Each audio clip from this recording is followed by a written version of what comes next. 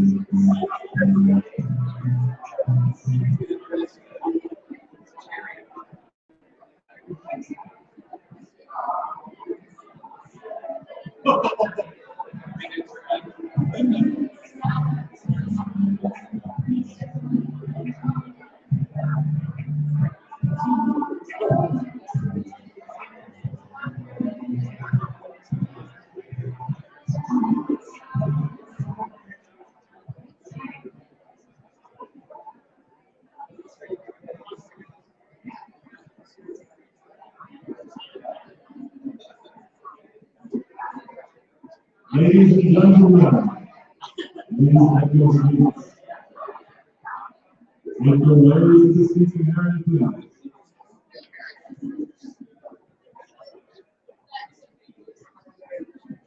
Panelists, please make your way to your chairs. Thank you very much.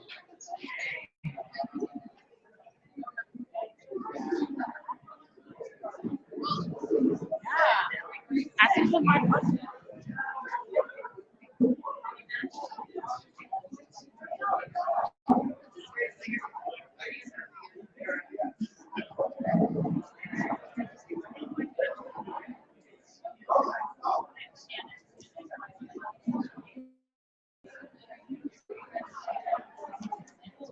Ladies and gentlemen, please take your seats.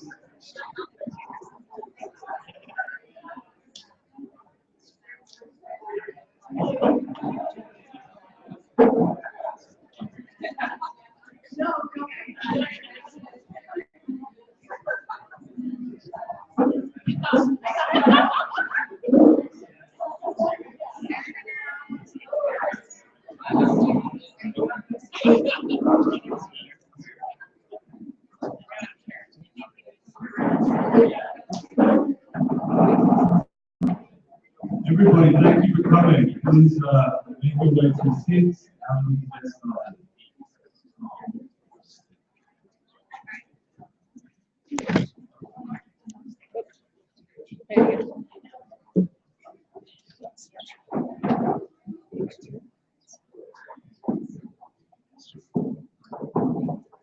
Thank you, everybody, for coming. My name is Tristan. I'm one of the co-founders of AKER along with AKER. We're delighted to have you all here and an esteemed panel of local food innovators from Denver. Thank you again for coming. We're going to start the evening off with a panel which is discussing the future of urban agriculture and how we can catalyze what's happening to increase the efficiency and to feed cities with cities. After that, we will be launching the AKER project, which Erin and I have been working really hard on for the past few months. And we've gotten down to the stage where we're ready to launch our crowdfunding campaign. So we'll be doing that after this panel. First off, though, let's introduce who we have sitting on the panel today. On the far right, as I said before, is Erin Macker, who's the co-founder of AKER and open source food with myself. Candice, I struggle with your last name, Santa Porano, who manages Farmraiser. We have Andrea Marshall here, who works with the Two Forks Collective, which is a consultancy for sustainable food. We have Eric Kornecki, who is the executive director of Revision, which is a local nonprofit working with low-income families and urban agriculture. We have Matthew Celesta, who is a soil scientist working with waste farmers. YJ, who is a activist working with 350.org and works with mobilizing youth movements. We have Adam Brock, who is one of the co-founders of the Grow House.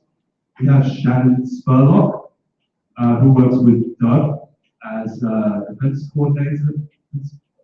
Sorry, we've had a few last minute mix-ups with who's attending, but we've got Dana Miller at the end, who works with.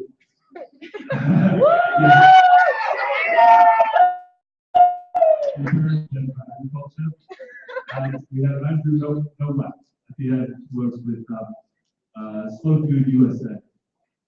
So I've written a couple of questions out. I'm not actually an urban agriculture expert, but someone who cares about it and has developed some tools.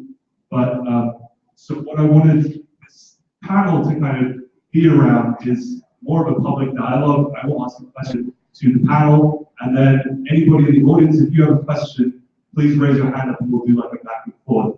Me ask one, and anyone in the audience ask one. So let's begin. I'll ask the first question here. This is something that's really been playing on my mind quite a lot. I read a recent article by The Independent in the UK, where I'm from, which predicted that large parts of the country have only 100 crop seasons of nutrients left in the soil due to soil management. The article concluded that to face this crisis, cities must become places of food production. And now I'd like to pose to the panel, I suppose perhaps our soil scientists would be a good place to start. Is this also a problem in the United States, that we're not managing our soil properly? And are there any other impending issues that will reframe urban agriculture as a necessity rather than a hobby? And that second part of the question I'll pose to the panelists like to answer. So first of all, great. I'd love to start with Monsanto, if that's cool with everyone. Sorry. Yeah, I'd like to start with Monsanto. When it comes to, breeding, right? Breeding seeds. One of the things we can do is we can breed a seed for a nutrient-dense soil, fertile soil, or we can breed for one that's depleted, right? And that side, it's kind of a land grab, right? And so we breed it to be able to grow in a depleted soil. It does very well that year. Unfortunately, guess what happens when they come back the next year? That same competition is back again. So a lot of the issues we find in our food system really sits in genetics. But those genetics are actually really compounded by the soil itself. So if we want to create nutrient-dense soils, we're also going to have to bring the crops that are associated with it. Thank you. Does anyone want to take on the question of what other impending doomsday scenarios do we have? I don't know if I'm going to quite go there yet. But I'll just say, I definitely agree with the assessment of the Independent that, our topsoils have a limited time if we continue to use them the way we are. But I don't agree that that means that therefore we should be growing food in cities. I think it actually means that we need to be paying more attention to our topsoil and really thinking about how we can rebuild our food at the same time. There's a lot of proven ways to do that, which we don't have to get into here. I know we're focusing on urban agriculture, but I think urban agriculture is not replacing rural agriculture as much as complementing. There's certain things we're never going to grow grains in the city. It just doesn't make sense. There's lots of things that it doesn't make sense to do in the city, but there's a lot of things that it does. And by introducing or reintroducing agriculture into cities, we can kind of heal that urban-rural humans versus nature, digital versus analog rift that I think is part of what is tearing us apart.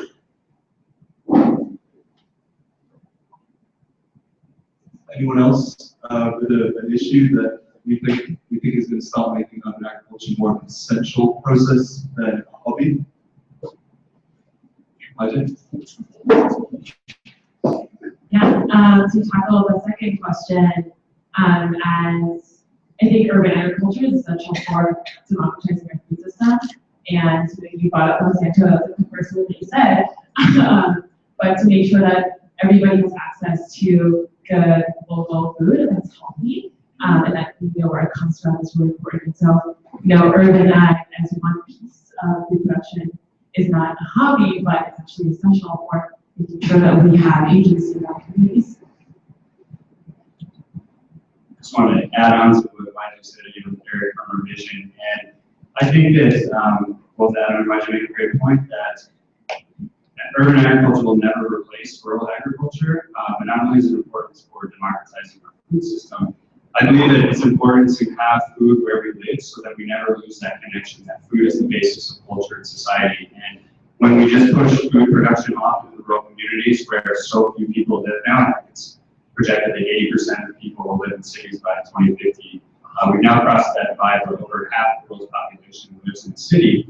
And so if we don't have food around us, whether it's growing 1% of our food production in the city or not, it's so important to have that connection so that we don't just let the Monsantos and other big agribusiness companies in the world take over our food system and we don't see it right there in front of us. I totally agree with that about improving our soils and farms, but I also think that also involves the diversity of the crops that we plant. You know, not building monocultures, but recovering some of those old heirlooms and the crops that were growing in the days when they did contribute to the soil vitality.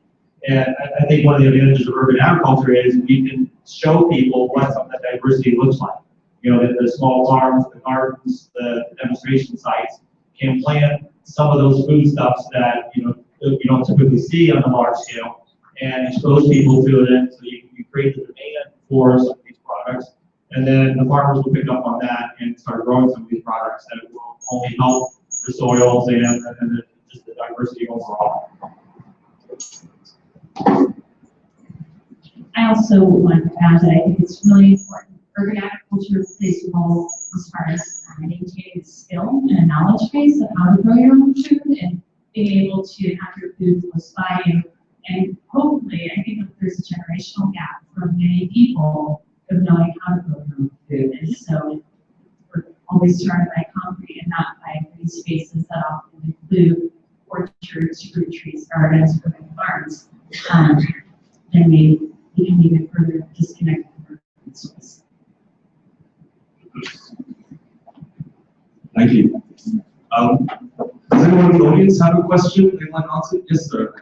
I just wanted to follow up a little bit and ask how you see animal husbandry and large feedlots and the waste fertilizer that comes out of there, which is away from where most of the agriculture is going, how that plays into soil degradation, and how you view animal husbandry in terms of urban agriculture as well. Or if you don't see a correlation between the separation of raising animals and the massive amount of manure and the loss of topsoil and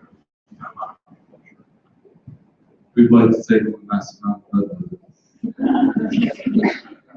Yeah, so first thing I would say is that it's actually a lot easier to raise an animal than it is to raise a plant. So the soils are the key to that. So here in Colorado, we have really low arable land where you could just go and put a seed in and actually grow it. But we actually have lots of land for things for husbandry and growing, raising animals. And so what it really comes down to is understanding, the place, you know what I mean? So yes, I mean, we're cow town, we're cow state. There's no questions about that. Actually, majority of the land here in Colorado could be used for cow production without any need of getting in there. The problem is, I think, a larger world-scape issue when it comes to depletion of soils. So, just as much as a plant can deplete the soil, so can an animal. I think it really just falls back on practice. I'm going to counter that a little bit and say that animals are actually essential for rebuilding soil fertility, and that as soon as you separate animals, and not just any type of animals, but animals specific to a given place, not all cows should be raised on the same type of grasses across the country, right? I think Wendell Berry does a great point of pointing out that certain animals do better on certain thin soils and on wheat grasses. So whatever the soil condition, whatever the fertility problems, you can find the right animal to graze that, and by grazing pasture, that helps to the roots die off, they create fertility, the animal obviously creates fertility, so it's a very holistic regenerative process. As soon as you split it, as you mentioned, now you've got an issue with large amounts of liquid waste that become a toxin and they're no longer beneficial to the soil. Eric, you stole some of my thunder with that comment. That's great. To put a shameful plug in for Slow Food Go, we're in the middle of a campaign called Slow Feet. And it started last June with a 3-day conference here in Denver, bringing together 200 of the high-level thinkers around our meat systems and what can we do from ranch to fork to improve the overall meat supply. And so it's better for our bodies, better for the environment, better for the whole society. That we're having year 2 of that conference again here in Denver, June 4th, 5th, and 6th. We've been doing that on our Aurora campus.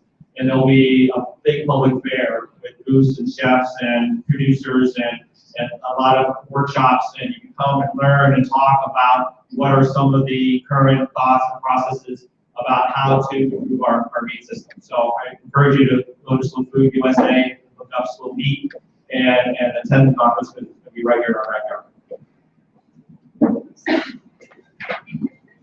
Thank you. So, on to the next question. This is something Aaron and I have been thinking quite a lot about in developing the AKER projects. And that is just logistically, how feasible is it to feed a city, let's take Denver for example, Metro Denver, with a population of approximately 3 million and counting, very fast counting, inhabitants. Is it logistically feasible to feed these inhabitants using locally grown produce? And if so, what steps might we take to achieve this?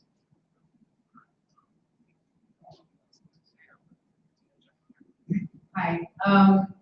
I think, just looking at all you guys and watching you over the course of how many ever years, like develop your own level of expertise. The thing that the city of Denver does not have is a master plan for urban. Like we're all off farming and doing everything that we do, but there's not a comprehensive framework for how we define what we do and how we move forward and get the city involved with what we do. So I think that kind of, what you've been talking about is like, how do we define benefits, outside of just we're feeding people, like there's so many other benefits to what we all do. And how do we create, I'm just gonna go ahead and sign Dana up for this new project of creating the framework for the urban ag. I don't have to. So I think in order to get to that goal of feeding a city, you have to figure out what are we, how do we collectively, because we all have our own opinions because we're farmers about how we do this one thing, and how we collectively come together and say, okay, this is a plan, this is how we're going to execute it. That's how we involve the city, that's how we get political involvement, and then create a plan and move forward with it. And I think that it is so possible that we feed the city. It's so, Monsanto and, large commercial ag is so like outside of the periphery of the city. Like we own these soils, we own what we do. And with tools that you guys are providing, like you guys sitting out here, how many of you guys have your own little garden in your own yard? Put your hands up. Yeah, exactly. So we are taking advantage of how we urban act. Like it is a thing. We do this thing. So I think that there needs to be a bigger plan for how we feed this city. And it needs to be a larger collective understanding. I think to add to that, it's not just about growing food, it's also about distribution and thinking about how we distribute food in cities. There's some incredible projects happening in Colorado right now with cooperatives. Specifically, Vision is doing some amazing work. And I think I love what Michael Brownlee said from Local Food Shift. We need to not think so much about how do we defeat large ag and bigger food system, but how do we create parallel food systems? And I think it extends further than just growing food. It's distribution. It's working with people who produce food and small makers who are making jams and pickles and making beautiful things out of the food that we grow. So. Send that thing down. So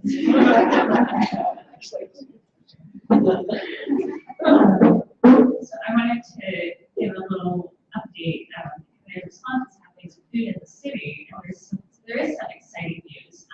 The city and county of Denver has what's called the Denver Sustainable Food Policy Council, and we are a boarding commission that is associated with the city of Denver. And actually, real quickly, quite a few of the groups who are represented up here do have a role in that food policy council. So Slow Food is active with that. Grow Local, Grow House, Revision, Waste Farmers, and there are a lot of great efforts that are not formally on there, but contributing to that process.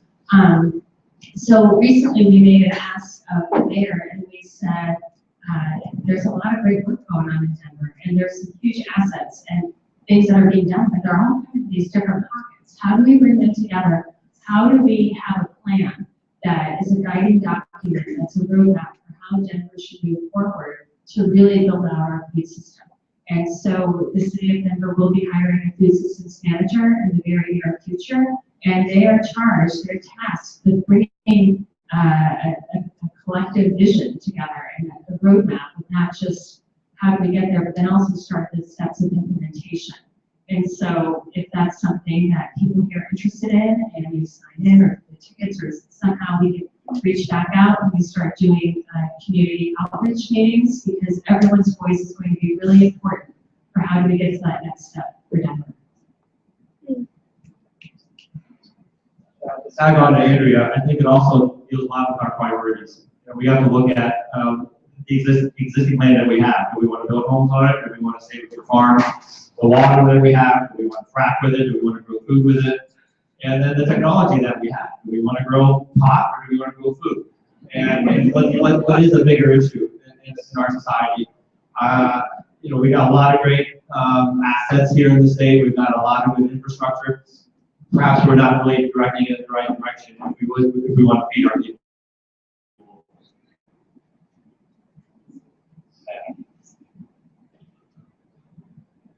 Kind of stole a little bit of my thunder, but to add on to that, I would pose the question, it's not only can we feed the city, it's that is the city willing to invest in local urban agriculture and support the people that are trying to make a living doing it.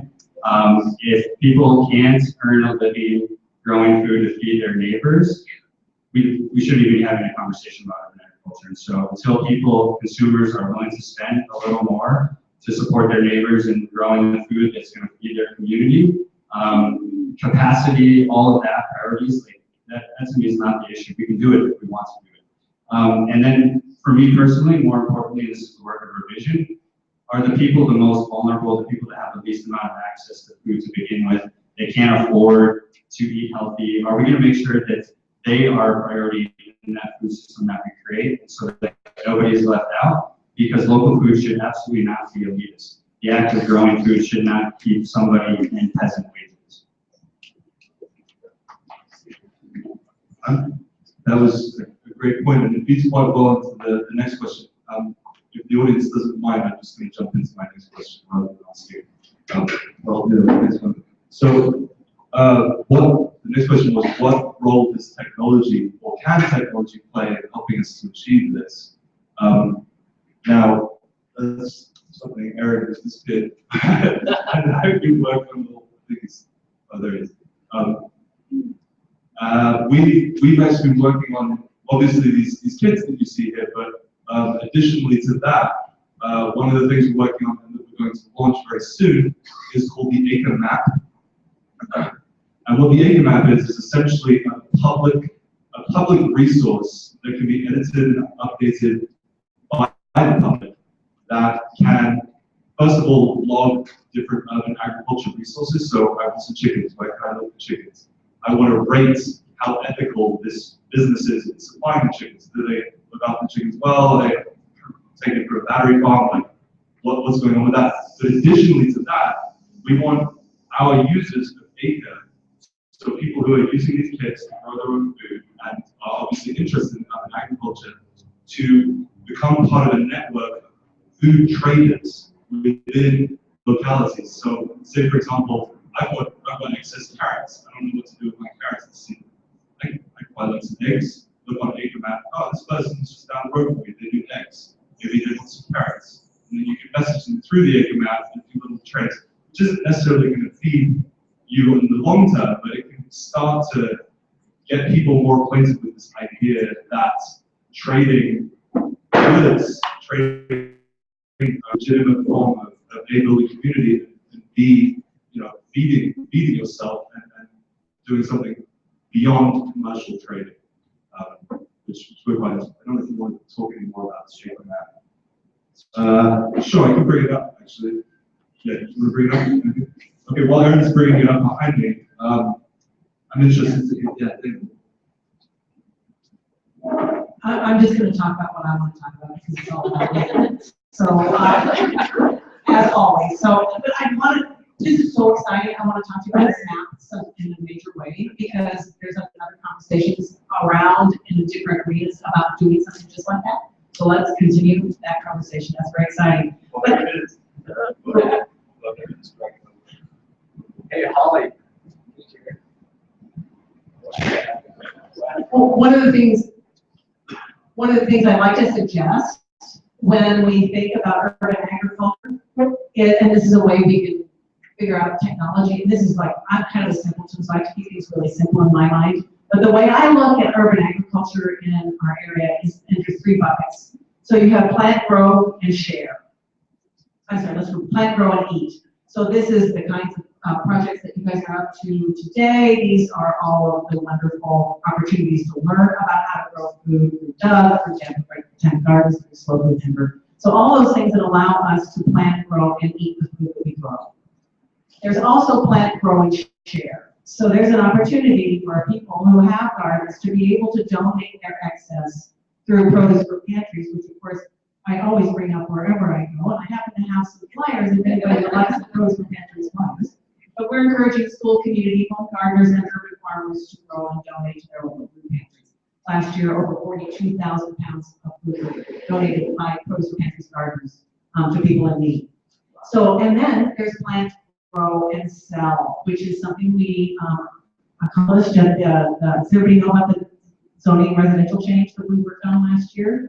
Yep, very exciting. So people can now grow food in their backyard and sell it as a home occupation business out of their home. So yes, yeah, very excited about that. There's a lot of people in the room here that helped us in that adventure. But so let's always think: plant, grow, eat; plant, grow, share; plant, grow, sell. Keep it simple.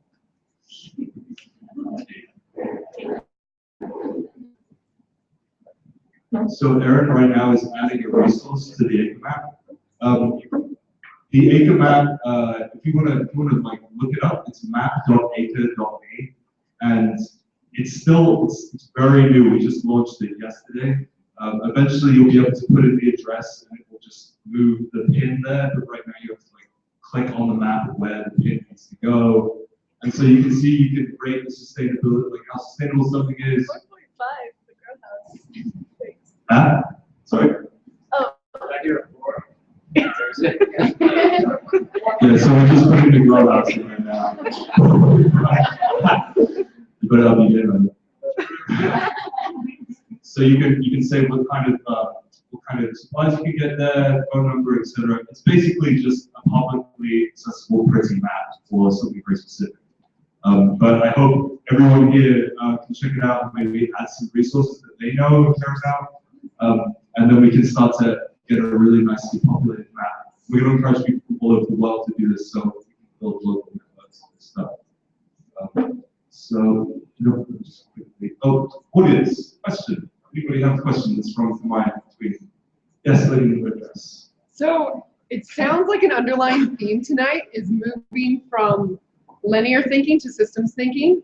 And I'm a big, all right, what's the next plan? Like, what are we going to do? So what are we going to do? To move from, you go and you buy your groceries, packaging comes with it, you throw it away, you don't really think about it, maybe your chicken goes bad, you throw it out, whatever. How do we go from that kind of thinking, which is probably 3.1 million people think that way, to, with the exception of people in this room, to systems thinking and thinking about how we're going to grow this? revolution.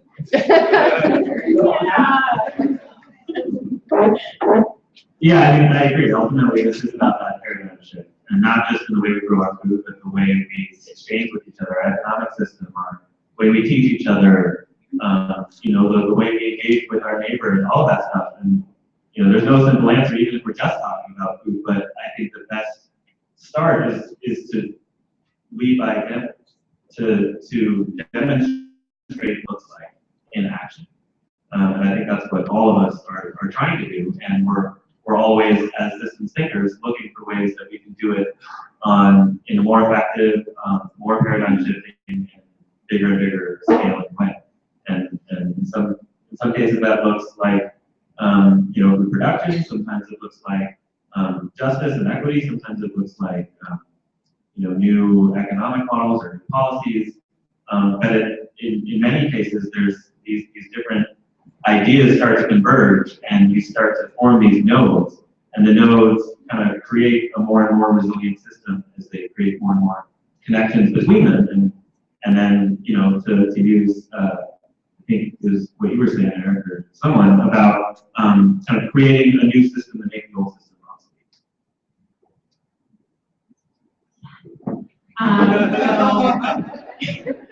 There were a couple of threads that I responded to the poll, and I, like, as an organizer and trainer on, like, organizing skills, you know, there's, like, broader social justice movement theory of fighting the bad, building the new, like, creating real democracy, and, you know, like, some folks in the movement are fighting the bad, right? Like Monsanto in a variety of ways, and other people are building the new, like moving towards a barter system, or like bringing good food to local communities, and people are doing it all in different ways. And I think what's most exciting about individual campaigns when we all come together and like, connect and build relationships, because that's what builds our movement. And I think one thing that you know, like everyone in this room should be connecting with one another, because that's how we stay connected and change the paradigm, like change the paradigm.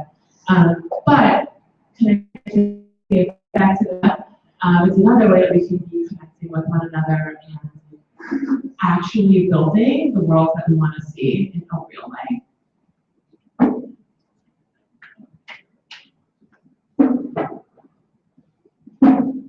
I've had some great experiences the last 5 years working with institutions and knowing the power of the institution, the buying power, the ability for them to move policy and move thoughts forward. So working with schools, hospitals, potentially the city, although I have my doubts with the city, but having the institutions drive the change. I haven't quite figured out how to getting enough people together, individuals together, to produce enough change, a big movement, because I think there's, within individuals, there's a lot of interest out there. How do you organize them into one direction, one focus? The school districts, Denver Public Schools is the second largest landowner in the city, county of Denver. The advantage of that, they have buildings, they have land, they have kitchens, they have people who are experts in food service, and they have 75,000 kids. 75% of them qualify for free reduced lunch, so they're a B. And so hospitals, you know, are treating our people to make them healthier, but they're not always feeding them good food. So how can we use the power of the institutions to move this forward? That's what I really want to My personal take on this is, so has anybody here heard about like what Fab Labs are? I just see a great show of hands. Okay, like 4, 5, 6 people. Cool. So to me, Fab Labs are a really interesting example of what can be achieved with another set of interests of disparate groups of people being connected by a passion in something, right? We've got a lot of people who are passionate about food. A lot of people in this audience who are passionate about food. The difference is with basically what Fab Labs are. Fab Labs are these local community spaces where the community is basically given a space which has all these highly technical tools for fabricating different things like 3D printers, CNC fabrication machines, 3D scanners, lathes, like all types of things where you can build stuff. And this was started by MIT like around 10 years ago as an experiment. They put these really high-tech tools into a public space and like, what's the public going to do? And it went totally viral. Like, it was a huge success. They put it in this, it was a poverty-stricken part of Boston, and all the community started showing up. They started learning how to use the tools. They started making stuff. They started selling stuff, starting businesses. And now Fab Labs, after 10 years, there's over 350 Fab Labs all over the world now. All of these different tools, all sharing ideas, designs. Like for example, what we're doing, everything we know in the ecosystem can be made in almost any Fab Lab around the world because they got galvanized around an interest they all shared. And the space didn't matter because we had the internet. All we needed was these distributed tools all over the place. So what I personally look at when I hear these concerns, how do we organize around these issues that we care about? I just see it as, I see the internet as being an incredible tool for organizing. And some people may say, you know, oh well, technology kind of brings us away from the land, brings us away from nature. I would challenge that perspective by saying the internet can be a way of connecting in a different way while still maintaining the love for the things that you care about in the real world. Just experiencing and sharing knowledge in a way that this wasn't possible, you know, even 5-10 years ago. We have this free infrastructure now, so it's just a question of how do we use it to organize ourselves. And you know, I challenge everyone in the audience to think about how can they use this tool and share the knowledge they have, galvanize people around their own vision. Anyway, does anyone else have thoughts on that? Yeah. That's exactly what I was going to say. But I think also another thing is with the internet, it's thinking about the power. Yeah, I'll make my page. But mapping is an incredible tool that we have access to now through Google Maps, and what they're doing with the AKER project is also an incredible project out of Boulder that has been mapping fruit trees, falling fruit, and they have maps in China, and they've mapped fruit trees all over the world. You can basically go on this interactive map, and anyone can add anything to this open source map and see where edible food lies in their community. And so I think that just the power of mapping and being able to visualize what these actual systems are, where distribution lies, where farms lie, where people are connecting is really powerful. And then the internet funding. I work with a company called Barnraiser. We built a crowdfunding platform specifically for food and farm projects, sustainable food and ag projects, not only to raise money, because money is something that is much, much needed. When we talk about how do we bring more food into cities and how do we support farmers, we need to put money into the hands of the people who are growing our food, because unfortunately we don't have systems that actually really support our farmers properly. So crowdfunding is an incredibly powerful tool that can be used to put our money where our mouth is, right? Any questions from the audience?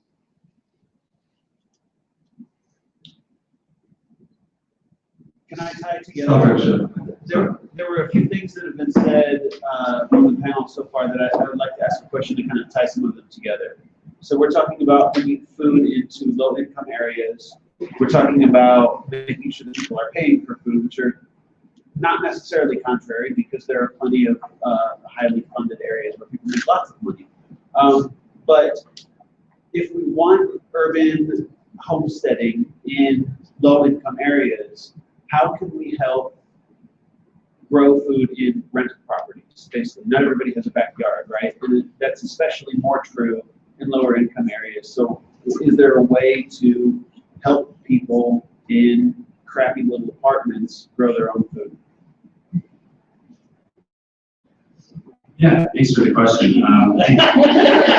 I'll give my half of it and get your perspective on it. So, couple things to unpack in your question there.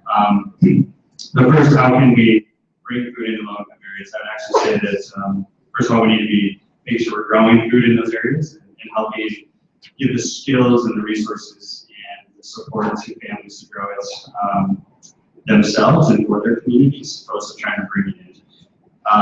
There's also, so your question was, how do we help people that are renting grow food where they're living? So in Revision works in Southwest Denver, predominantly the West neighborhood. It's about 51% home ownership, so we've got about 49% renting. And we haven't seen that rental is a barrier for people growing their own food.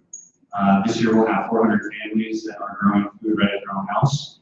Majority of them in their yard, a few of them in patio gardens and container gardens. So we're showing that it can be done when the right structure is in place, and really that needs to come from the community itself. I wasn't sure if your statement around apartments was, I would say it's maybe not always applicable to low-income communities. There's a lot of low-income single-family homes in Denver that actually have really good land to grow food on or within the community themselves. The grow house does a great job at that. Yeah, I mean, I feel like a lot of it lies in, if we're just talking about growing food or people who don't have access to land, whether they're renters or they live in apartments or condos or what. I think we have to rediscover the principle of the commons. You know, this is something that's been a part of almost every culture until very recently, that there is land that's held in common by the people who live there. And that the people who live there collectively determine what to do with it, how to manage it. And over many, many generations, there arise, social boundaries of how to manage that commons responsibly. And that's just not how we think anymore in terms of land and land use. So we have to come up with proxy commons, whether that's, pilot projects on public land, generous people who own land kind of treating it as commons, nonprofits that take space that they control and opening that up as a commons. But whatever we can do, whether we're homeowners or work with institutions, as Andy was talking about, I think using that paradigm of how can we open this space up and collectively manage it as a community who lives right here is a key part of the question. I'd say another option are community gardens. Denver Urban Gardens is working on establishing our 150th community garden, and we're all over the country. We're finding amazing partners that help make this happen for us. And so one of our great partners to speak to that is Denver Housing Authority. And a lot of the buildings they use have 50 to 200 units in them. And so part of that master planning process at this point is finding out, do residents want to have a garden and grow? And if so, including it as part of that master plan and building it on the site at the time. So I would say if there's a community garden in your neighborhood, check it out and see if you can get a space to plot there to grow. But I want to add one more thing to that will build on. Institutions can really help us go a long way with some of this and we can help them move forward when we let them know this is the need that community members have. And so because of that reason, you'll see more community gardens on land that are owned by cities, municipalities, libraries, school districts, parks and recreation. So the more you can let your elected officials or people that they're civil servants and they're reporting to you know that this is a value that you want, you give them the opportunity to be responsive to you.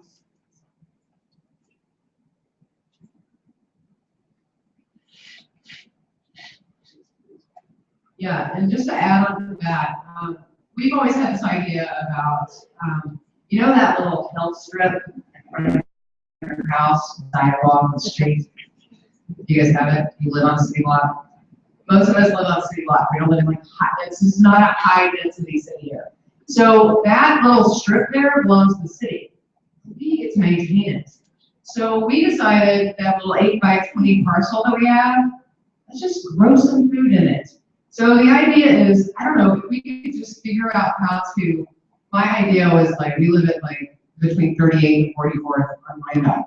Can we just get those 4 blocks, like come out one day, break out the rototillers, break out the sod puller uppers,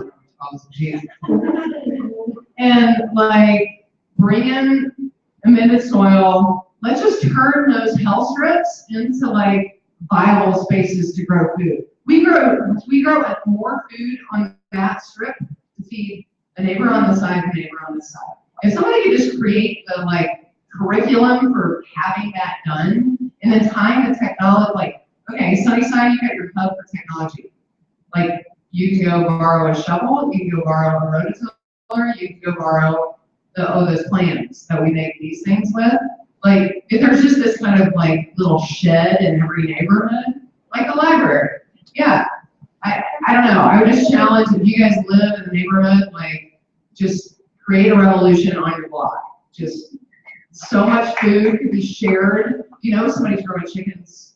Like, I'll trade you my kick-ass heirloom tomatoes for some eggs. Like, there's got to be that micro level. If you can't get to a community garden, you can do it right here. So go do that.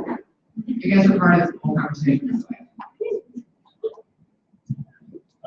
I totally agree with that, and that kind of feeds into the idea of, you know, once you create tools, then you need the infrastructure, the planning right around that. I like the idea about planning. Like, but have you guys heard about? You said about the tool library. Yeah, isn't that cool, that place? You want to check it out yet? It's great. But that concept, the idea of a tool library is a very new thing, and that is the kind of thinking that's gonna help us to, because I agree that institutions play a role. I'm personally very disenchanted with institutions generally, just because of like the media I've exposed myself to, and things I've read about corruption and whatever. Any centralized power source to me is innately corruptible, and that bothers me. So I'm a big believer in, if you supply tools, the people who want to use them will gravitate towards the tools. And so you're just creating options for people, and they will organize themselves. It might be that every thing has its place. Yes. Just a Danish sharing point, like, it's not only sharing food after you've grown it. The neighbors to our north, they don't even know what a particular squash looks like. Or they always walk over and they're like, what is that? What is that? What is that? There's sharing in education. There's sharing in these resources. That just spills into your own block in a way that you do not even realize. And so urban agriculture takes on that whole social level in a way that we don't really think about. I mean, and you see this every day, I'm sure. Like, yeah. Yeah, I think that you made your last comments about like go start the revolution on your block, get everyone in your neighborhood together. To me, that's where the solution lies. I mean, it's not, can we plan this thing from the top down? It's not, we need more collective organizing, or if we just got everybody pointing in the right direction. That's never going to happen, and it's not really the answer. Wendell gives a great quote about big solutions, or big problems don't need big solutions, they need a million solutions. And we have a million blocks here with a million families, and every family is a solution. They all need to be, we need to come together on our neighborhoods and coming up with place-based solutions and building those relationships, because those relationships, at the end of the day, are what create resiliency. The whole sharing requires relationships, right? It requires knowing your neighbor. Now I'll do my tool and you'll give it back to me, or I'll give these tomatoes. And so building those relationships, to me, creates that fabric of stronger The table. So the table is something that we all have in our homes, hopefully. But I really believe the table is one of the most powerful tools of social change that we actually have in our midst, that we underutilize. You can sit with your enemy at a table and still have something shared in common, that you're sharing a meal. And so, yeah, with growing food on our neighborhood, we should be having dinner and having conversations with our neighbors.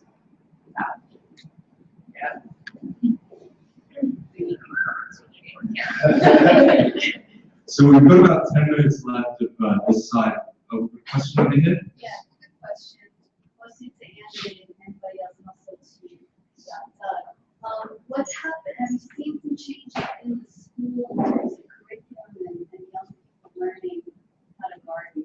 Has that changed over the last 5 to 10 years, or is it still sort of a small segment of the school population that's focusing on food and learning about food? So the question is regarding education in schools for agriculture. You see development.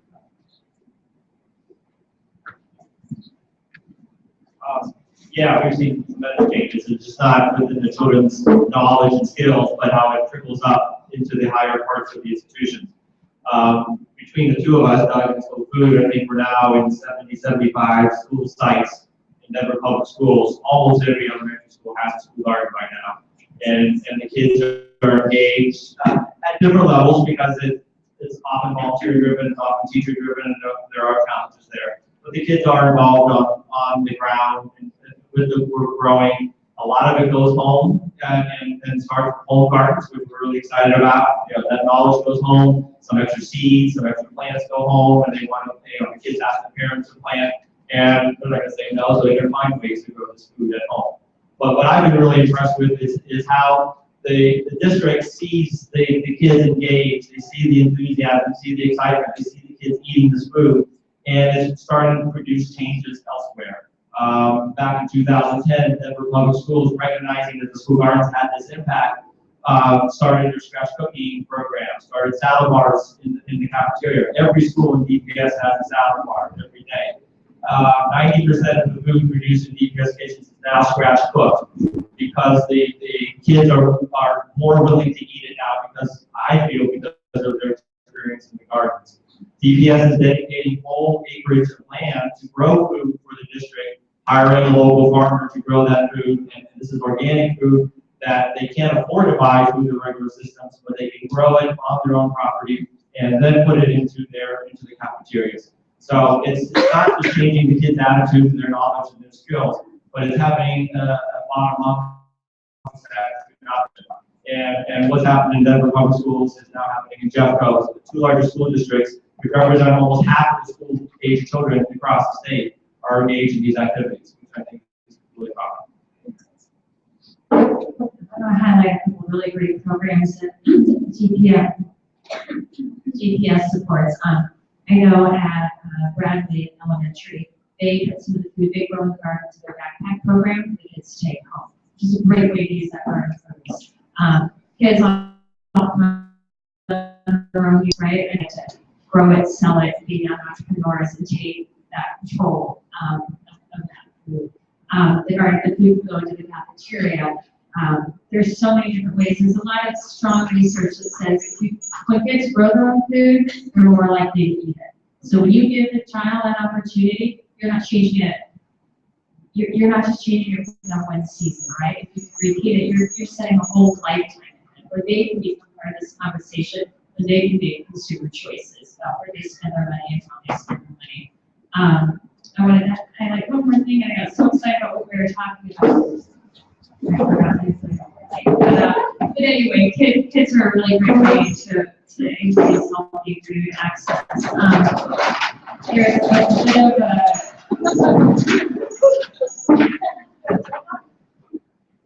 there's some articles that have been coming out recently, and there was one that came out that said kids are throwing away a lot of food on their plate still. But then they're doing more research and they're saying actually they're throwing away less food. They're eating more of the food when they participate in that garden cafeteria or farm to school than they were before. So you're seeing changes from our littlest, members in society.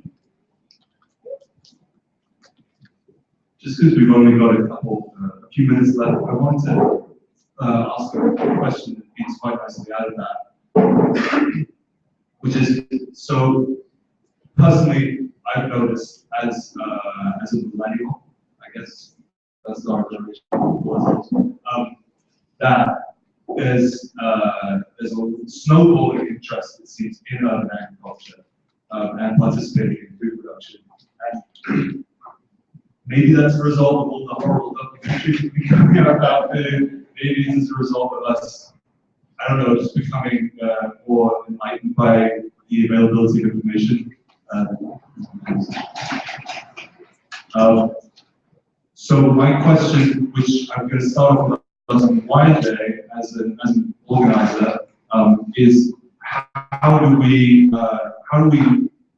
continue to galvanize and grow this millennial/young person interest in urban agriculture? How do we communicate to young people that this is something that they should be a part of and this is important? I'm going to bring it back to what Eric said earlier, which is local solutions. And I think people know the broader problems through media and education or whatever. I mean, of course, there's lots of work to do. But I think people generally have an idea. And I think if you see the solutions every single day, and if you work with your neighbors and build true communities and friendships, I think there's a lot that we can do to reach not only young people, but achieve a more intergenerational justice. I think one of the things we need to realize and support and celebrate are the people in our midst who are doing this work every day, this pioneering work, trying to figure out how to grow food in cities, and so many of them are not making the penny. So when you run into an urban farmer, thank them for the amazing work that they're doing and the models that they're setting and they're just pioneers. We don't make it up. We make sure that whenever you meet someone, we do this work with them. Yeah, I would just add that I think a lot of people do know the problems, but people don't always know the solutions. So I think, being as visible and as well thought out with the solutions as we can be, and bringing people together to share their own solutions. I definitely see where you're coming from, Tristan, with your kind of approach, your bottom-up approach, and saying we can just all connect with each other, because now we all have access to an unprecedented amount of information. So if we can just share with each other, set up the conditions under which we can all connect with each other, we can figure out anything. My 2 cents. So, I'm a scientist here, so I can say this, but agriculture is this vast thing that is not just science, it's also art. And I think our youth actually view it more as science. It's this thing that people get degrees on and do in this far off place, and forget that it's actually this truly important part of who we are. We express ourselves through the ability of being a farmer, right? And so every time we have that opportunity to just let the kids know that Coca-Colas aren't growing on trees, they're not, this totally boy thing, and they're actually in your backyard and you're closer to it. We need to bring some artistry back to the agricultural system. Coca-Cola's growing on trees. I think it's shrub. Shrub. Soda shrub. I think it was a lame, old school urban farmer template. Yeah. She said, we're all, this whole urban ag thing in Denver is like, we're all these little tiny clouds everywhere. And one day it's just going to synthesize into this big, amazing cloud. So be your own little tiny cloud. Do we have any young people in the audience who want to tell us what they think about this? Like Saffron, do you want to tell us anything? Soren? Is Soren in the audience? Soren, my sister, she's hiding somewhere. Probably to the best. Oh, wait. Oh. Was it going? No.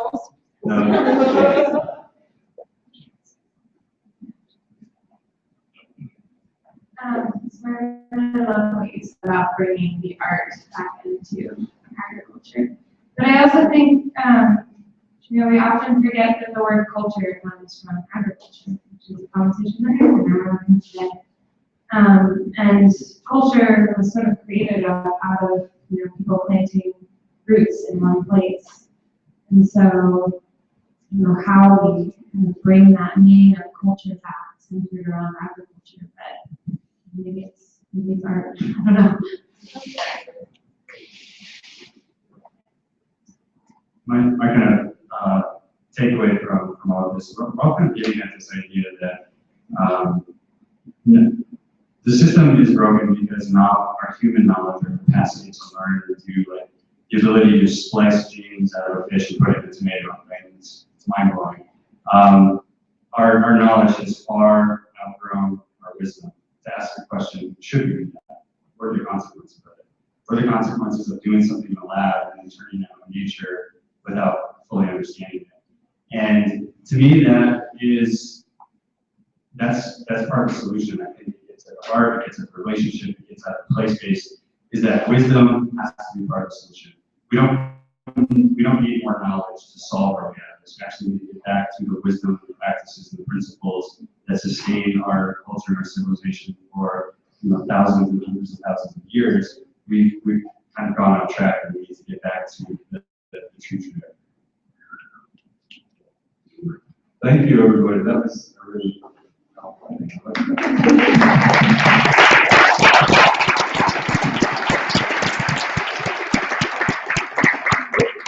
So we come to the end of the panel, but the beginning of a whole new chapter of the event.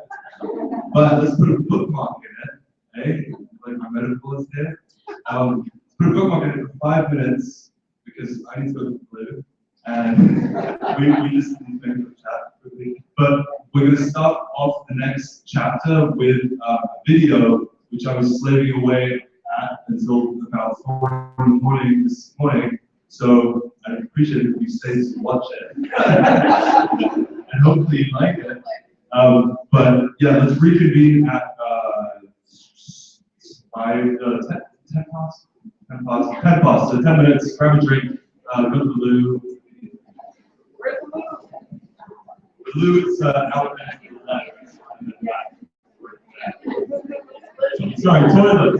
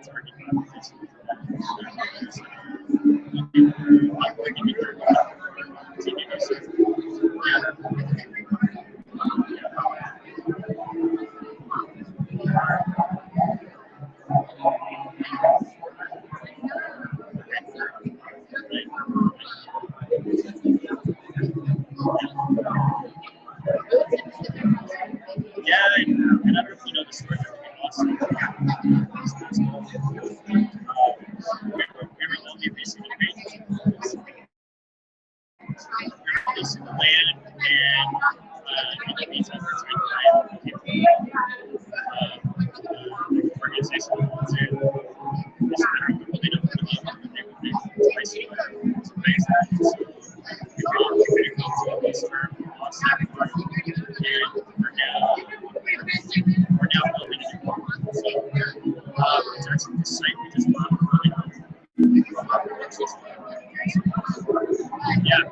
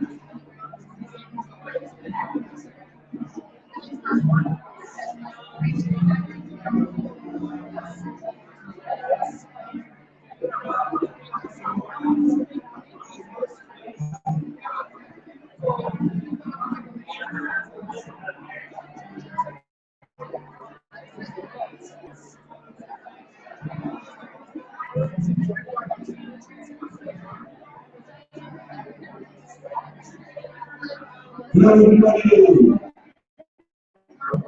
Now you're away from your conversations.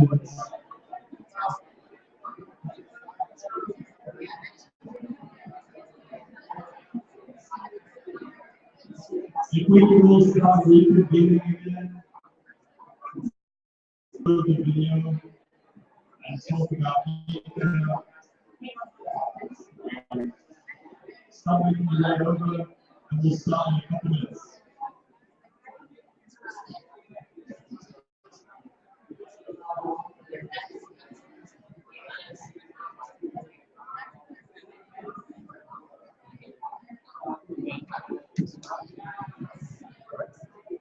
Hey, Adam.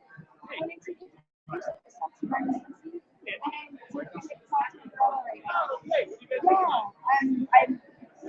executive assistant right now. Okay, cool. So, great. I'm glad to see you on this call. Super cool.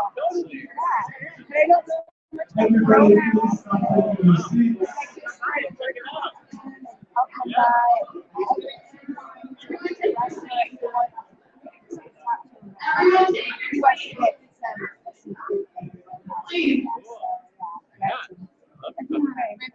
Thank you, everybody. Sorry, one So more. many interesting people here.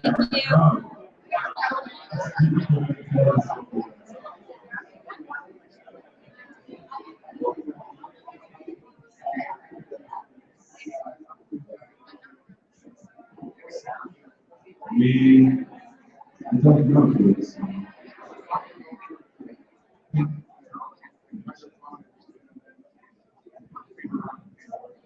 Please come and take the seats, everyone. Thank you very much.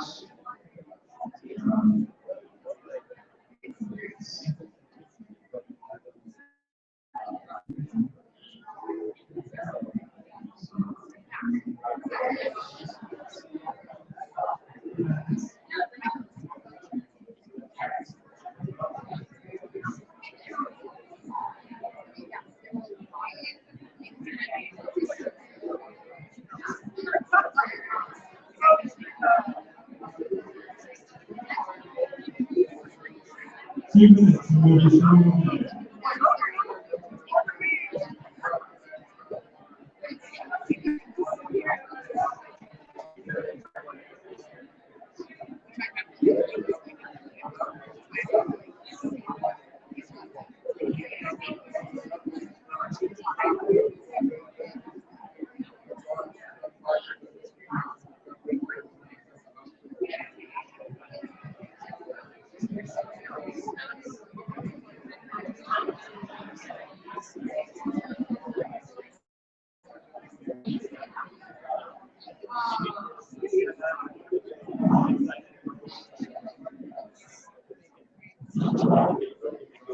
Just showing out some video. Please take the seats. Thank you already.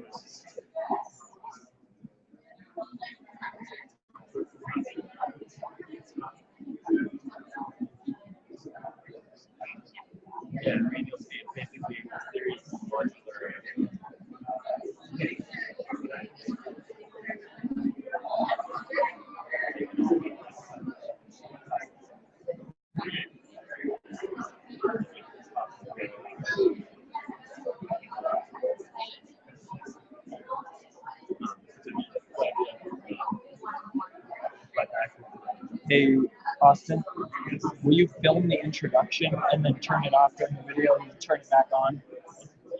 Sure.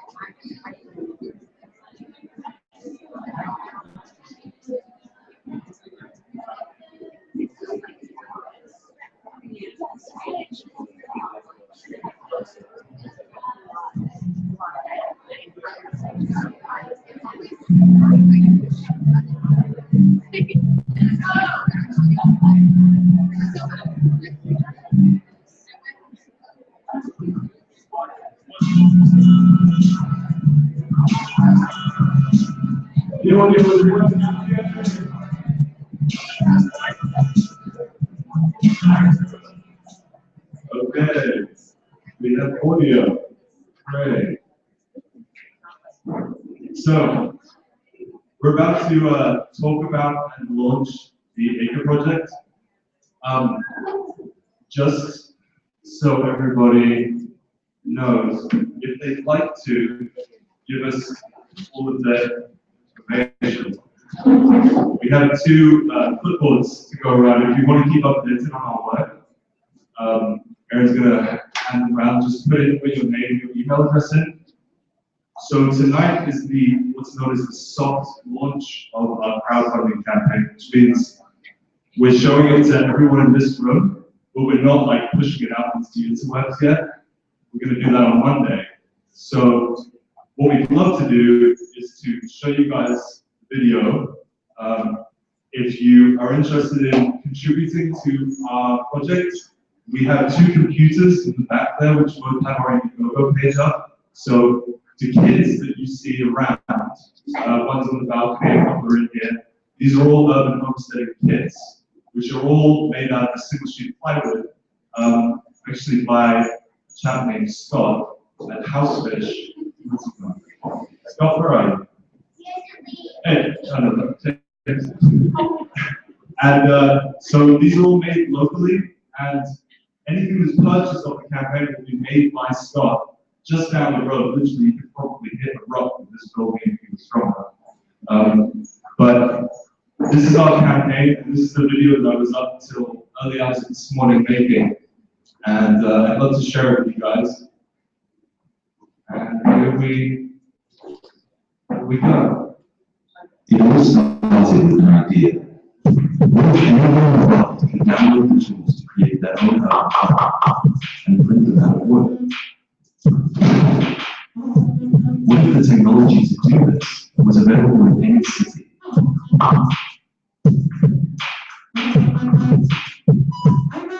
What if the kits were so simple and easy to put together that starting to grow your own food was more like minutes of fun than hours of work? With these kits, you could grow your own produce, produce your own eggs, harvest your own local honey, create your own compost, or grow your own vegetables. Hi, I'm Aaron. And I'm Tristan. We're the founders of the AKER project. Last year, we successfully funded open source beehives, a project to help citizens conserve honeybee populations and understand why they're disappearing. Now we're launching AKER, a new project to help you and your family take control over what you're eating. But why is urban agriculture important? And is it even possible to feed cities with cities? Here are some friends and collaborators sharing their thoughts. In the 20th century, I think we all defined ourselves as consumers. And in the 21st century, we're seeing a shift towards defining ourselves by what we create. I think food is a really big part of that. So it's so important to reconnect with our natural food systems because eating food is something we all do 3 times a day. And so by understanding where our food is coming from and by participating in the act of planting and harvesting and preparing that food, it connects us to literally who we are because, of course, we are what we eat. Urban agriculture is extremely important to me because I think we seem concerned about our food supply and this is more control. So what I mean, urban agriculture provides the opportunity for communities that haven't had access the chance to grow and keep locally produced food. Outside of being economically viable, it allows you to grow your own food, be independent, and have some transparency with regards to what you're consuming. There are a lot of reasons why this could be a place of balance. I'm really excited by the development of the AKER project. I could tell that it was a project that has the potential to radically lower the barrier to entry to getting involved with growing your own food. This is my garden. It's one of thousands in our city and millions in the United States. We wanted to turn this into a farm, but we didn't have the tools, so we did. So this spring, let's activate our urban spaces and make them work for us.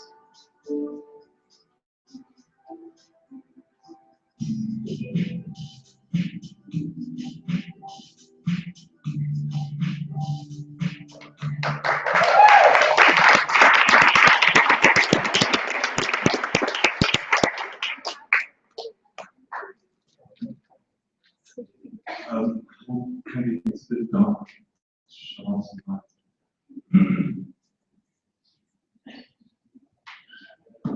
So, yeah, I think you guys probably get what AKER is now, so I don't have to re-explain it. But I thought it would be interesting. We've been super duper, like, this event is, I'm so glad everyone's here. It's just kind of blown out of control. Like, we had no idea so many people were going to want to come. And we've been so focused on trying to get these kids to a stage where they'll actually fit together that this was kind of sidelined up until very recently. And so we didn't really have time to put together a talk per se. But what Aaron and I were talking earlier today, we thought what might be interesting to discuss and kind of present would be how this happened, how AKER happened, and what, like how kind of easy it is. I mean, not to say that we had an easy time doing this, but how accessible doing stuff like this has become now in the age of internet connectivity. We basically have really thrown this together in the past 3 months. And the only way we were able to do that was by, first of all, harnessing a previous project that we did called the Open Source Beehives Project, which is similar to AKER in the sense that it's kits you can download and print out using a CNC router. But it's for beehives, and the idea was to try and help citizens figure out what's causing colony collapse disorder. So we launched that last time this year, last year this time, and we successfully raised. We were going for 20 grand. 1 minute ago, we raised 63 grand. So we were really happy with that, and it made a pretty big impact. There's about 200 of those hives now located all over the planet because people downloaded the files and made them locally. They're in New Zealand, Australia, all over Europe and stuff.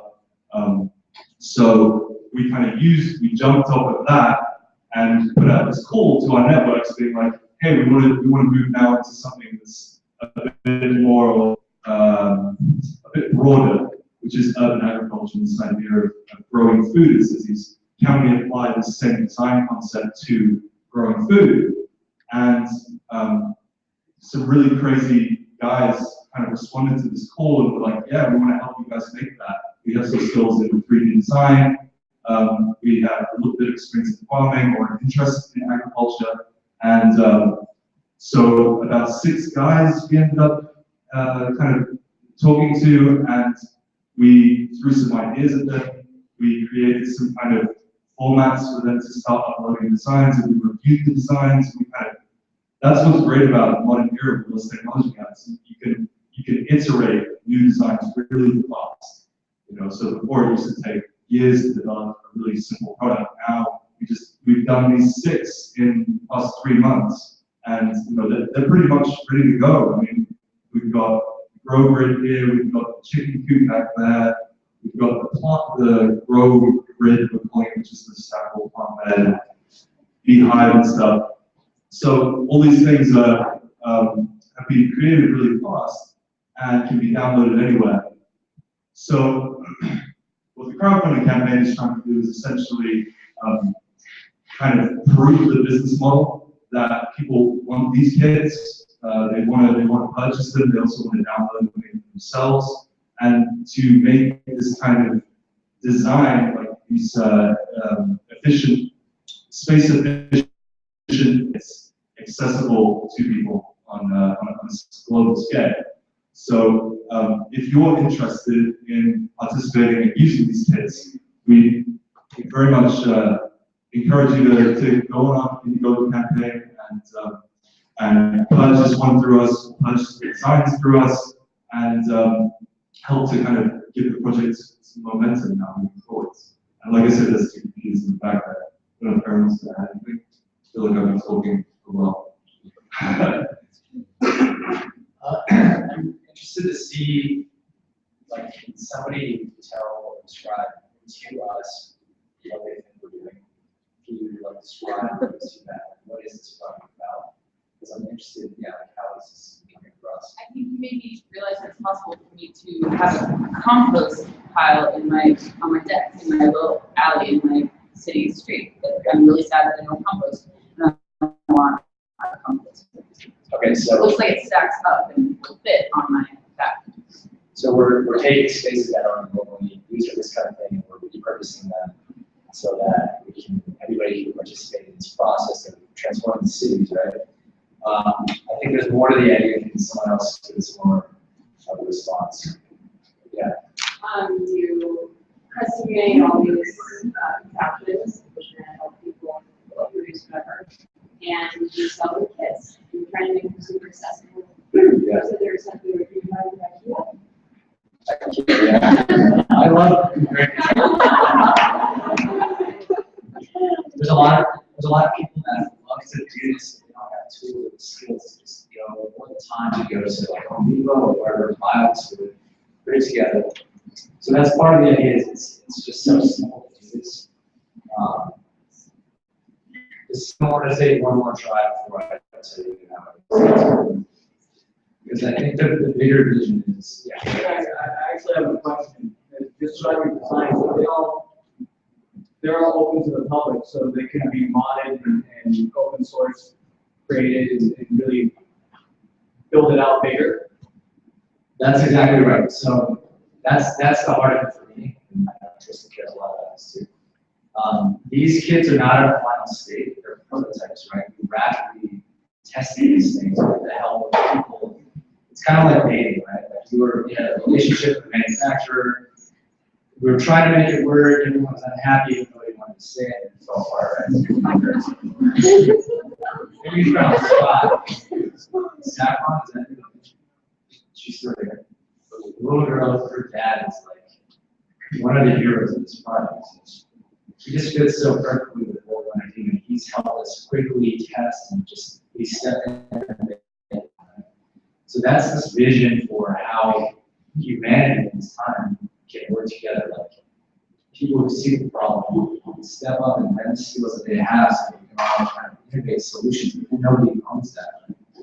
We all share that and actively document it on the internet. And everybody can participate in creating like, the best solutions that we can possibly dream up and think of. Put them on the internet, and then everybody in the world can help innovate.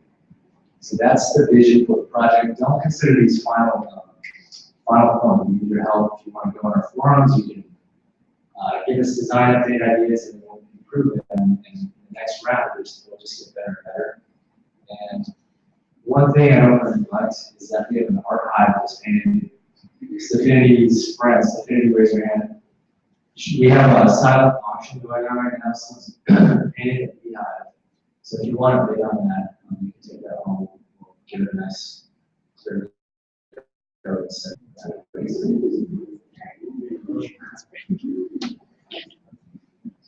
So yeah, just to jump off what Aaron said, what you see here are prototypes. They're foundational designs that now exist openly to anybody in the world who wants to step in and either develop those designs and make them better, or to just be inspired by what they see and create something different. So this is kind of like, this is what we love, what basically inspires Aaron and I to continue doing this stuff is, you know, you go to sleep at night having sent an email to someone in the evening, you wake up and there's like some amazing design in your inbox, just waiting to be printed out and built and created into a material thing instead of being designed. And the ability for us to so easily do that now is just, even the, you know, the experience we've had, it still blows my mind that we can do that. And that I can be standing right next to this, I can send an email, and then the next day someone in New Zealand will be standing next to the exact same thing, pretty much. Like that's the ability we now have to share ideas that don't just exist in the virtual space. And this is what maybe I was getting at before when I talked about the internet being this tool. We can interface with digital manufacturing, which is things that are controlled, like a CNC machine is controlled by a computer. So I can design something on my computer, and the machine translates that design from a virtual thing into a real thing. And the fact that we can now do this so easily and on such a scale is kind of always just keeps inspiring that we can do that. So with the AKER project, we were like, so how can we take that concept and apply it to something really important? And like Adam says in the video, you know, we are what we eat. If we can make an impact on food, we can make an impact on people in a really profound way. And that's really what we hope to achieve with the AKER project. So anybody in the audience who's like, damn, I think I can do that.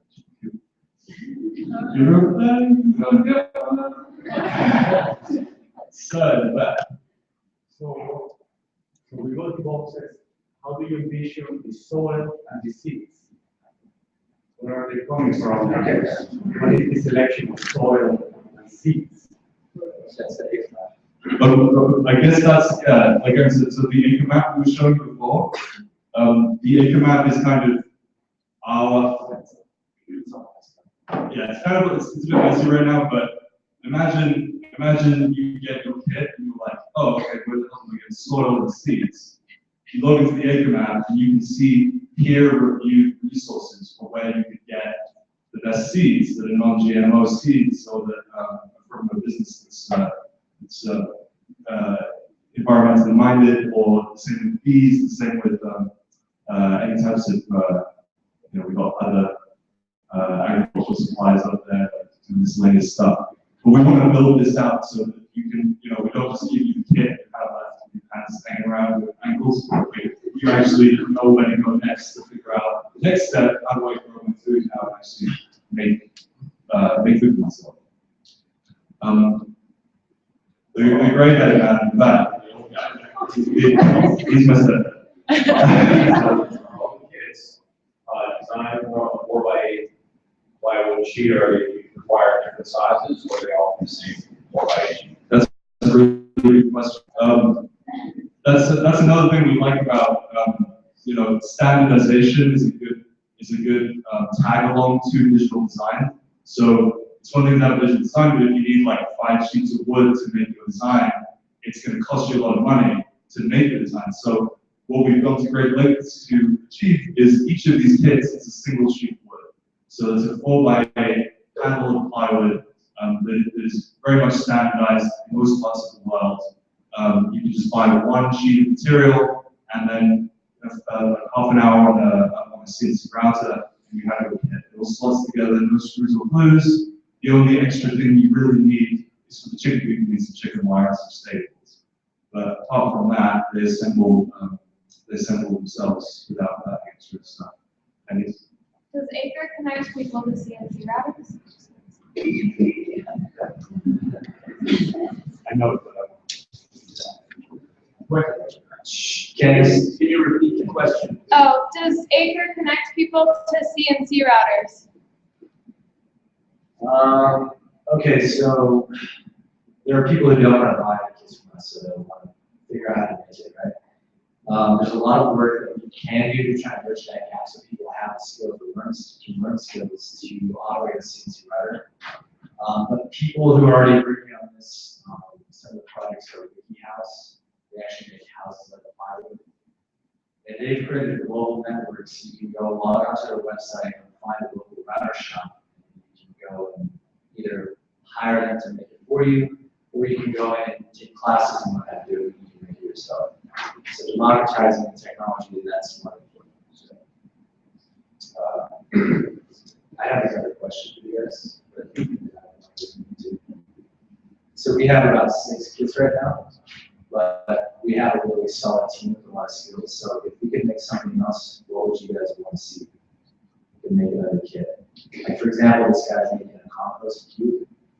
So you can compost things in the backyard, not just with worms, but have like a traditional one. What are the 6 now? Okay, we have a worm. That's good feedback. So people are very clear on what we have. And that's our fault. We work on that. But we have the grow walls for like plants inside. NASA did like a couple years study and came up with 20 house plants that would purify houses out of the air. So I would recommend using it for that, or just for purifying each space. Then we have a chicken coop. We have conduit planter bed, so it's very complicated one. by the way, guys, you can do this. But it's up. Okay, so this is supposed to be mounted to a wall right now.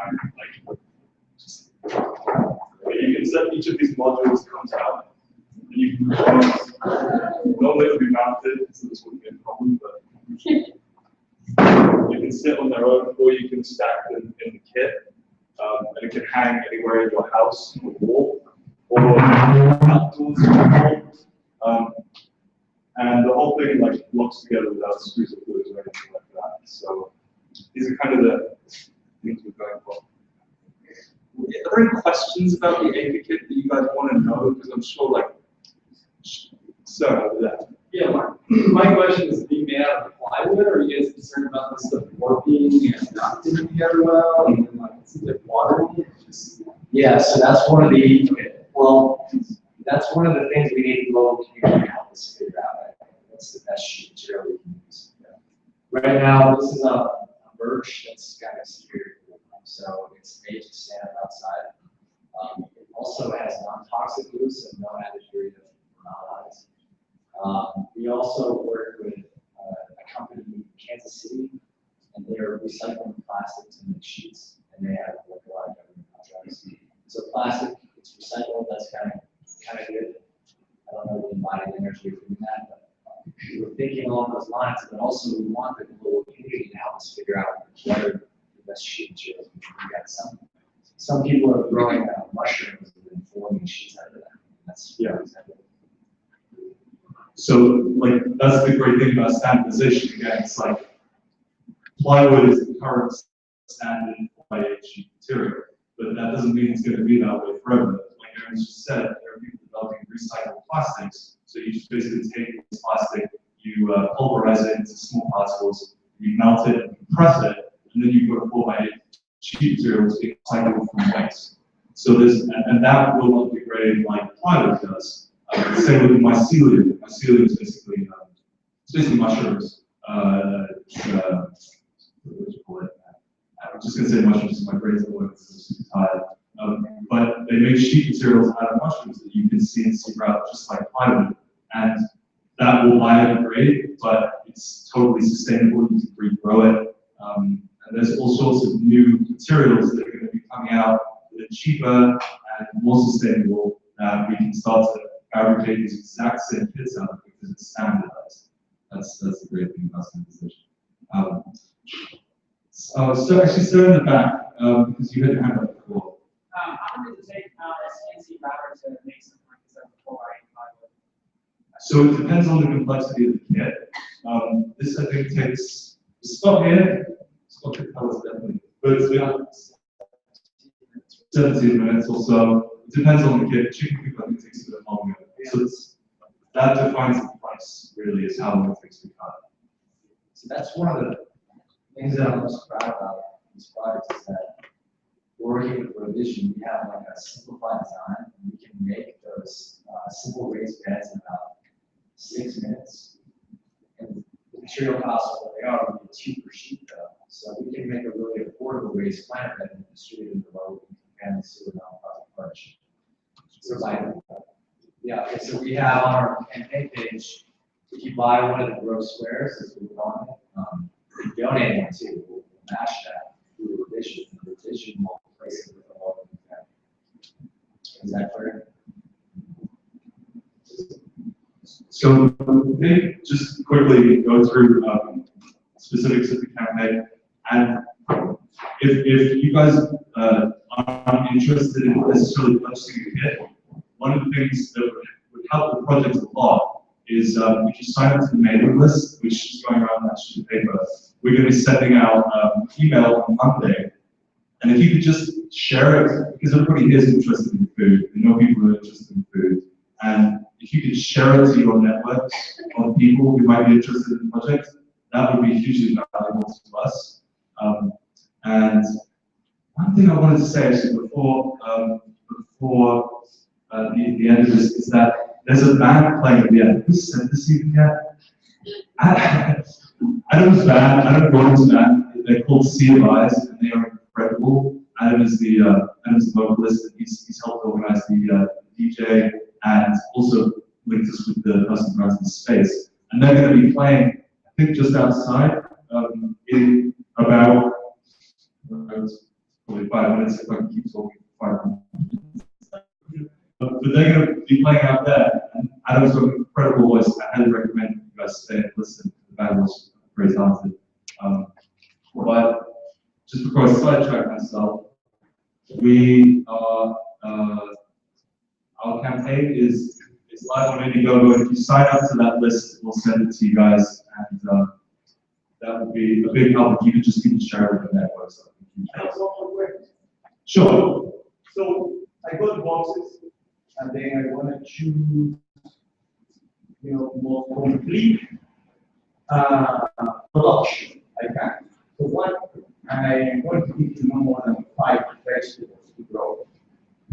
Good protein and good nutritional value. Which one do you pick to put in your box? You're asking wrong guy, Who knows that? Who knows that? Maybe. Or that Jerry. He's asking what are the best produce to grow to feed yourself? Why the best plants? The big farm. The big 5 plants. On the spot. You definitely get some greens in there, get some kale. I like to get some storage crops, so get some beets.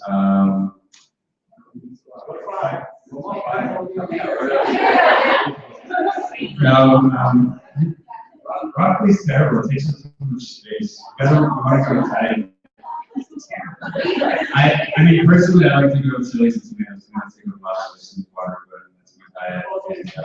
It's some green. It's not. It's kind of good. Somebody, you know.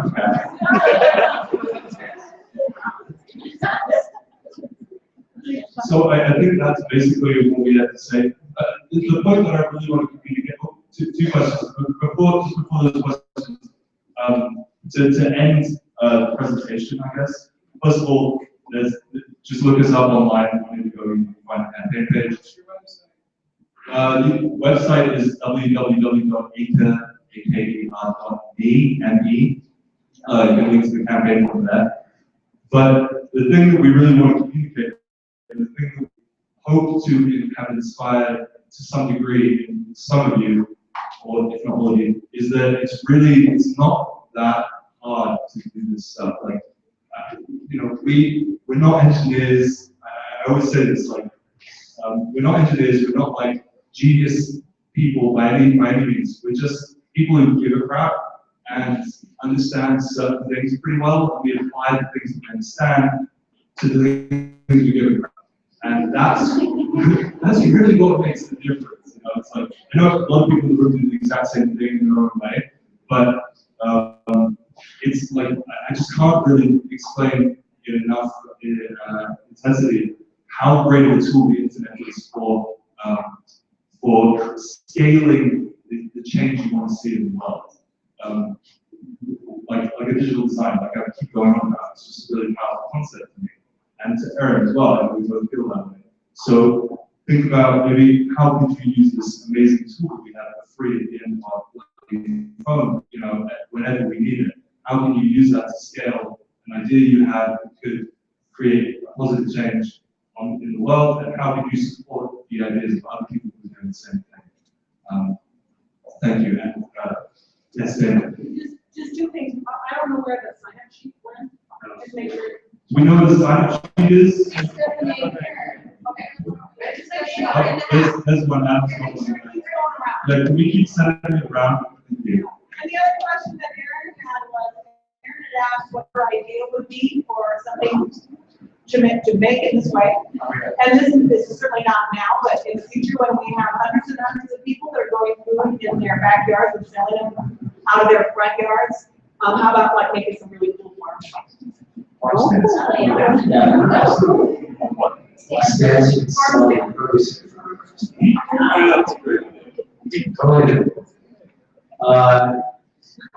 I won't end on this note. This is simple sour. We have to thank people that make this possible. So thank you, Taxi. Thank you to our this here. Thank you to all you countless people who helped make this project possible.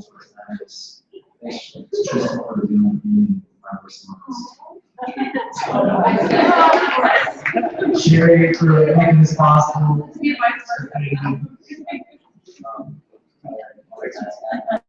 guys. Okay, so now. Yeah. So who thinks this is awesome?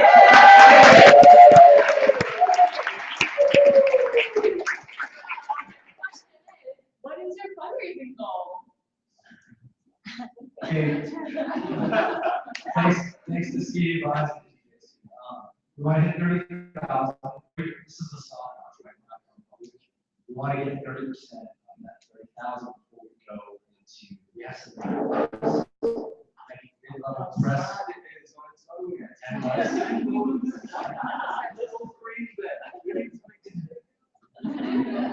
We can get 30% of that and have momentum to go national.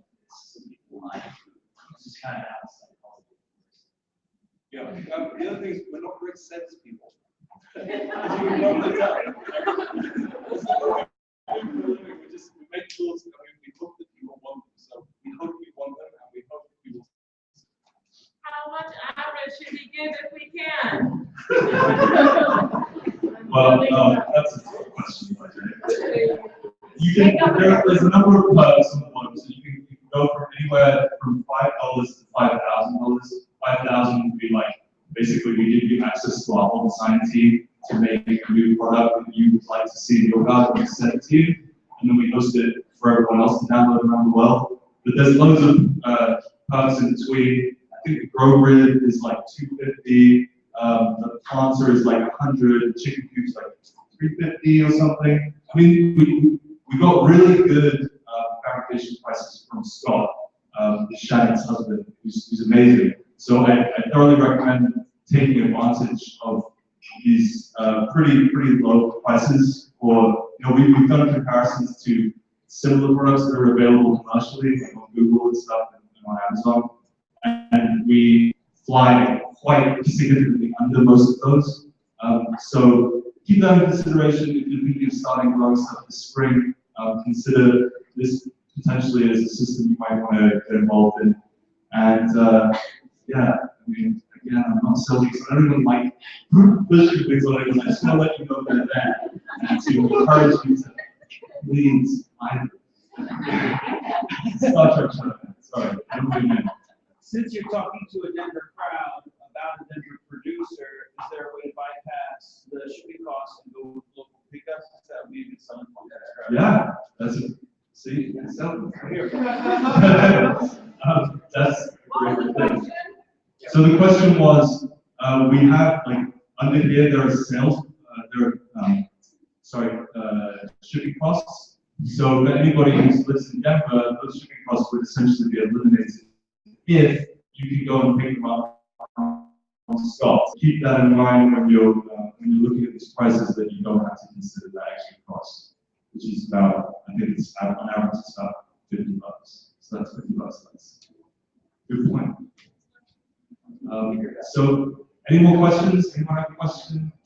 If not, we're gonna like hand it over to the guys at CMIs over there, and hopefully you guys want to stay and help us finish this cake.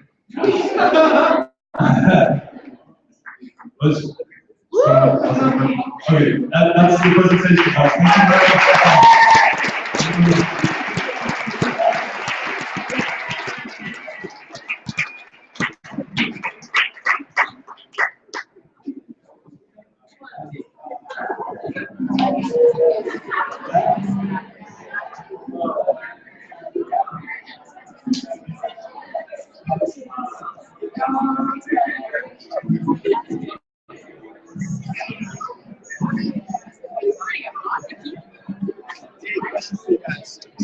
House. So I ran into a friend who's super interested in like the whatever wants to like do that, which is like stuff like that. Are you guys interested in like doing that? Cool. Get like one of your let's trade it.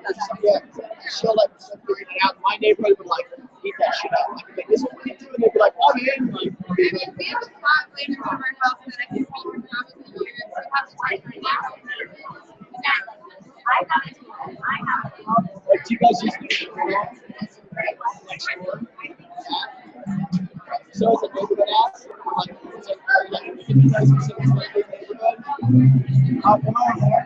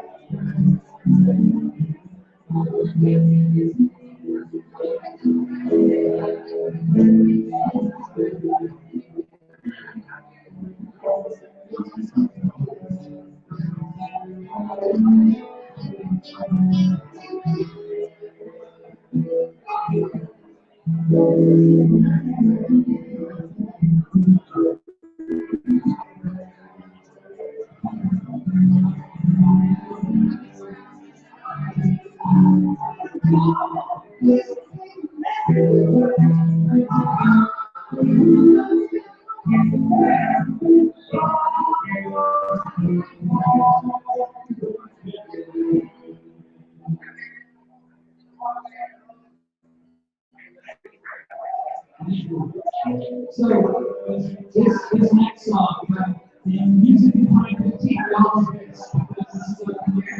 this is how we grow. This next song is kind of a response.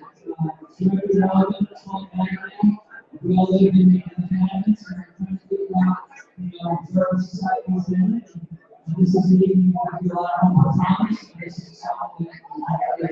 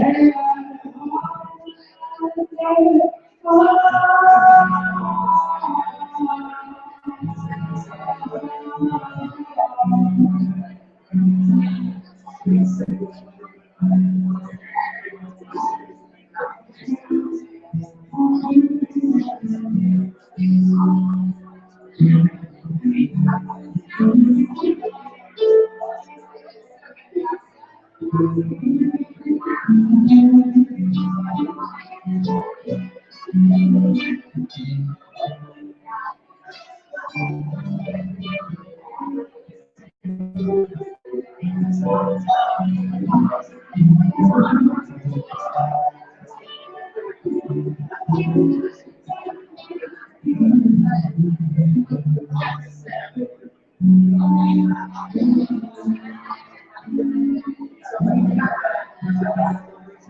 it up the last minute.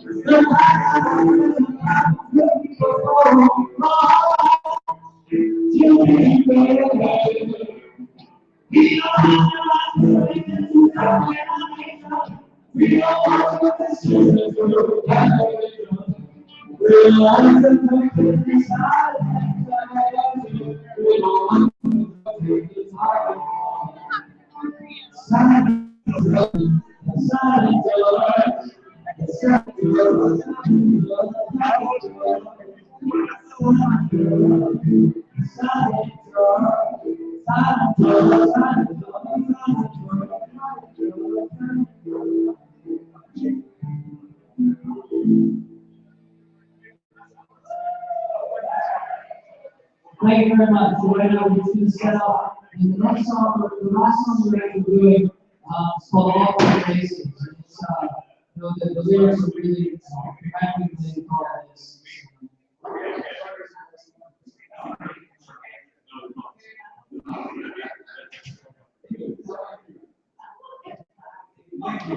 We're working to that in a minute. So thanks again. Tonight was really wonderful to be part of this, and I'm really happy for our community to have such a really diverse way of wonderful words and help.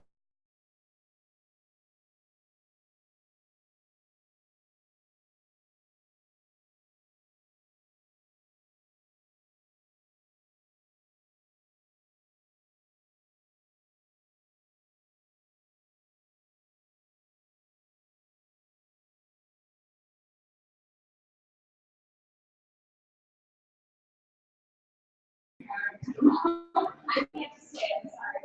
Well, we can like.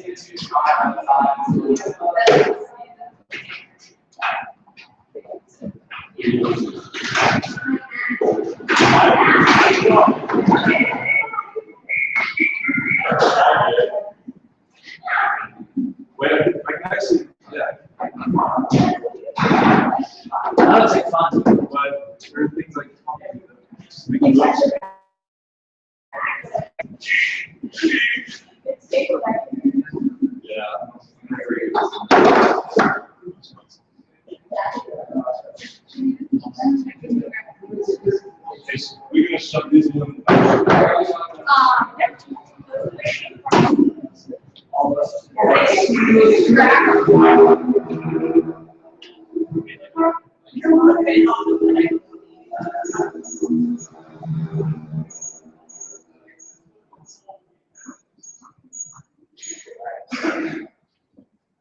serious? That whole video. That video.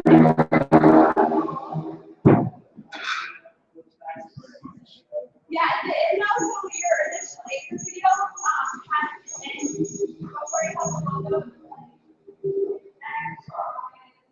That's, I think that's the reason. this video. I think you're right. Yeah.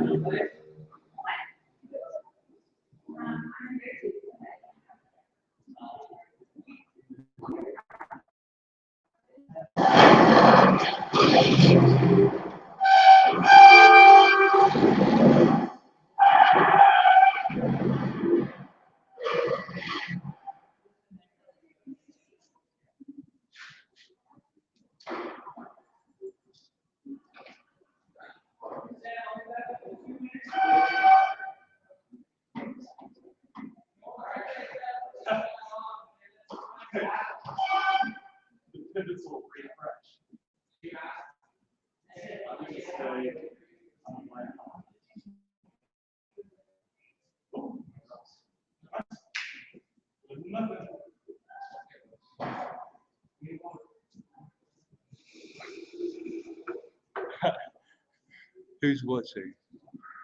One viewer. Who is this? Who's on the line? There's somebody watching. Someone just watched us be like $100. Hello.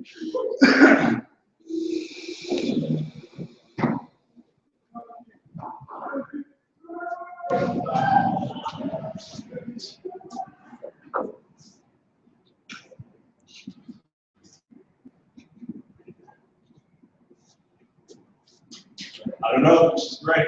Who she is.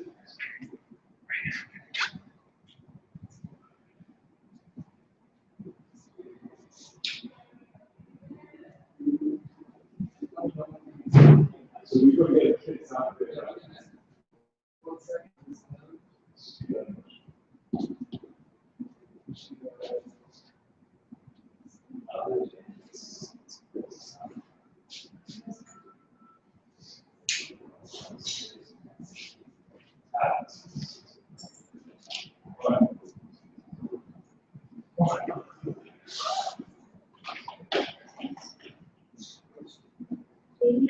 Yeah.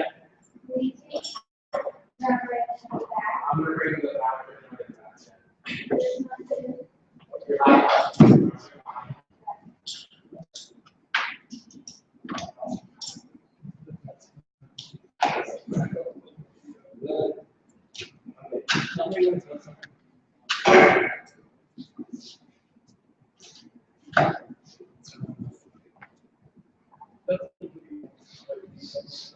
it's just that movement on that.